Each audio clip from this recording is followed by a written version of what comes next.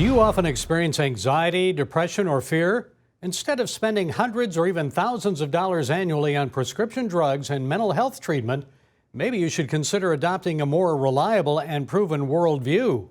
Well, joining us is Cultural Research Center Director of Research, George Barna.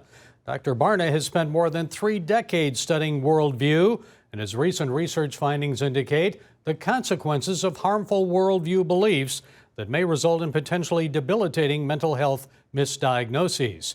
George, I was shocked to see that 56% of Generation Z report experiencing regular bouts of anxiety, depression, fear.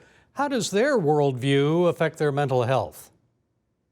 Well, Gary, when you look at it, there's a very significant connection between the fact that here you've got a majority of that generation who says that they often are struggling with anxiety, depression, crippling bouts of fear, even suicidal thoughts, a tendency toward addictions, and only 1% of them have a biblical worldview. In fact, if we look at things generationally, we find that with each succeeding generation, the incidence of biblical worldview has declined. But at the same time that that's declined, the incidence of feeling overcome by anxiety, depression, and fear has risen. So there's definitely a connection between these two things. Your worldview, which one you embrace, whether you embrace a biblical worldview or another worldview, whether it be syncretism, postmodernism, Eastern mysticism, Marxism, whatever it would be, and how you're able to deal with the world. Okay, baby boomers, I guess, then would have a more biblical worldview or in greater numbers. So our worldview can give us purpose and meaning in life. What did you find there?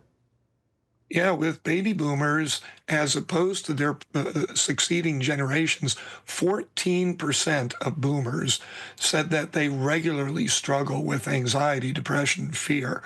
Now, that 14% is the lowest of the 4 adult generations, but they also have the highest proportion of biblical worldview. It's not high, it's only 8%, but that's 8 times what you find among Gen Z.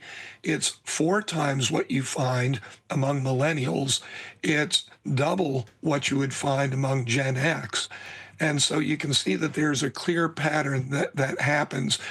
And George, how about purpose in life? I mean, what difference does it make? Well, Gary, it's interesting. If you feel like you have no purpose in life, why would you get out of bed in the morning? Doesn't it make sense that you would say, yeah, I have all kinds of anxiety. I don't know who I'm supposed to be. I don't know how I'm supposed to act. I don't know where I'm supposed to go. I don't know what I'm supposed to do. I don't know why I even get out of bed. And so that naturally raises your sense of anxiety.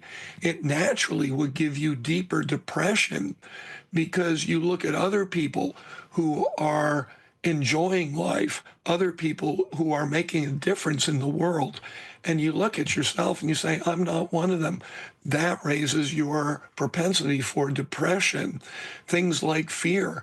You don't know who to interact with, how to interact with them, what you can hope for in the future, what you need to be afraid of. All of that raises that kind of sense of fear that life is coming after you. Life is going to get you.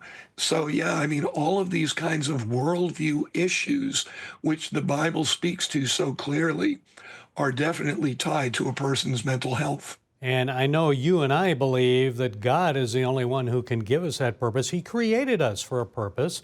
Perhaps serving others, serving Him is that. So I know we have a big election coming up next month.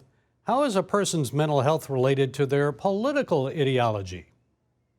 Part of the issue that we see is that people aren't thinking clearly about the issues. We elect a president as a chief executive, one who's supposed to address those kind of issues.